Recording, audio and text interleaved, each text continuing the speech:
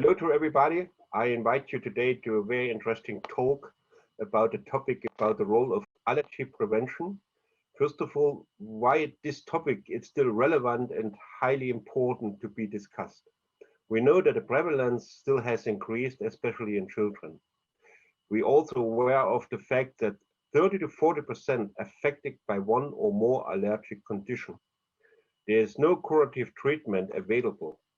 It's a major public health issue because it decreases the quality of life, it increases morbidity, and this will cause considerable costs.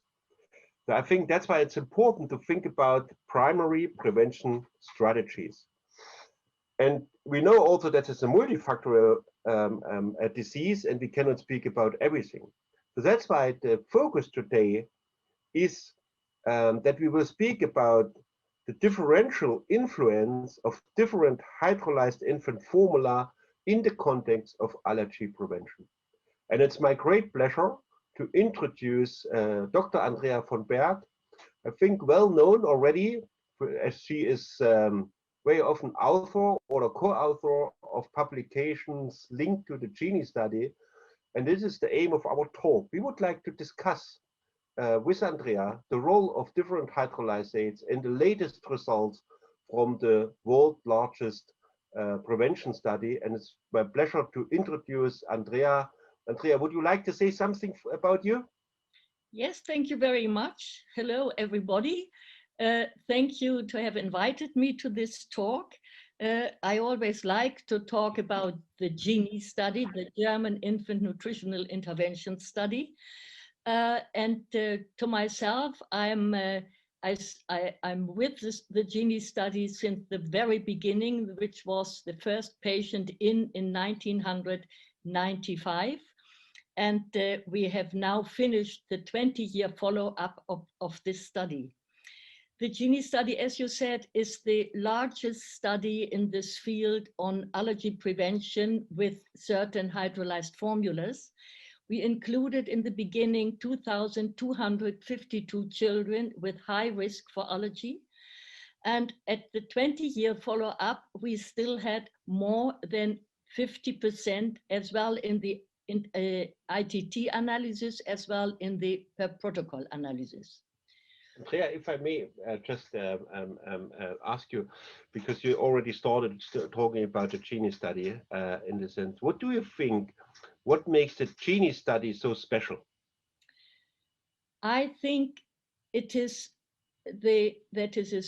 that we involve newborns and followed them now for more than 20 years. So this is definitely the largest study which up to now has ever been done in this field. And what is also special is that we compared different hydrolysates, different in molecular weight and different in the basic protein, and compared them to regular cow's milk formula. Let's say after 1 or 3 years, what was the main result? What was the main result of the GINI study?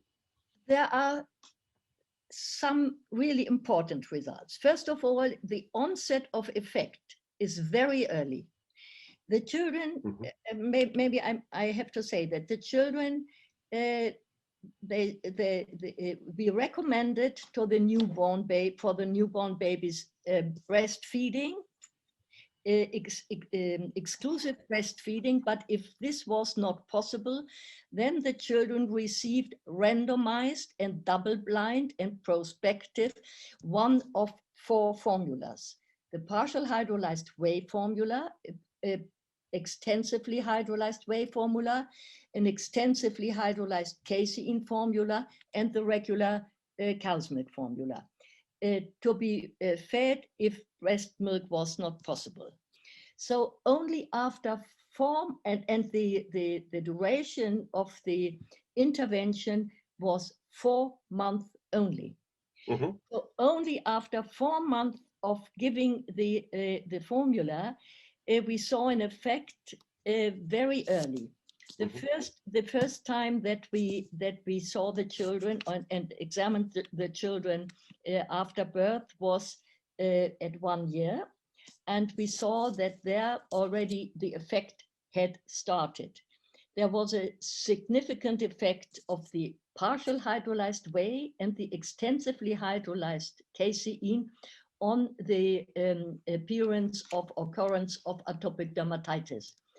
Very interesting for us and for, I think, for everybody, and not really understandable, was that the extensively hydrolyzed whey formula had no effect. No, and the effect was always taken in comparison to the cow's milk. At that time, or almost everybody thought that the effect may be dependent on the molecular weight.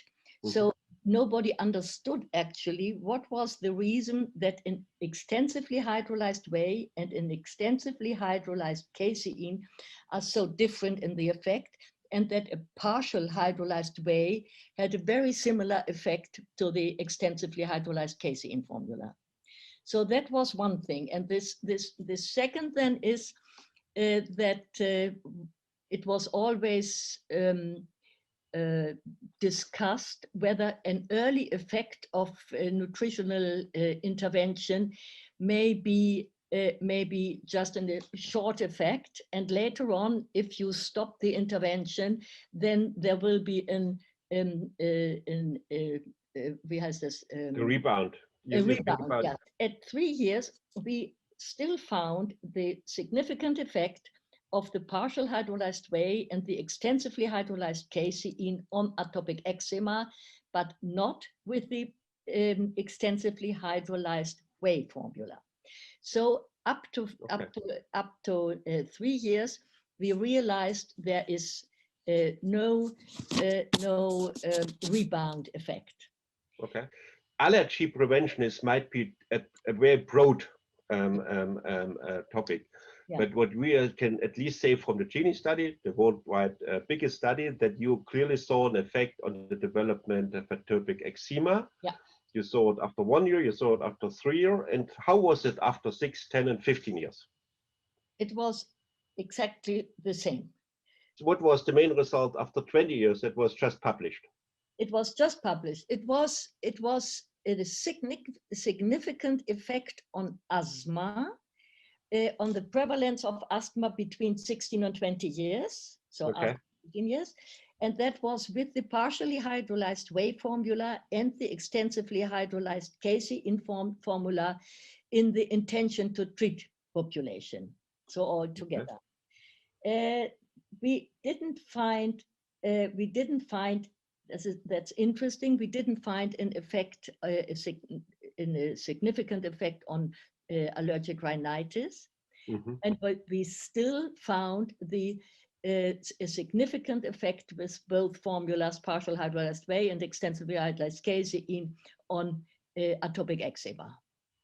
And I think this is a fantastic results. Yes. I mean, this is a very interesting result, I think, and I mean, what you have found in your study, it's that really there is an effect, a long-term effect on atopic eczema.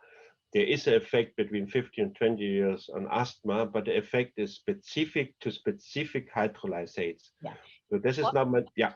What is, I think, one of a very important finding we had in the GINI study, and I think this was the first study to show it, is that different hydrolysates have different effects on different manifestations. Okay. And the explanation, I mean, everybody said, how is this possible that one hydrolysate is different than the other if it is a partial, for example, a partial whey hydrolysate? Why is a partial hydrolysate different from another partial hydrolysate?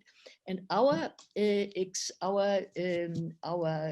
answer was, it is probably the way how this hydrolysate is produced.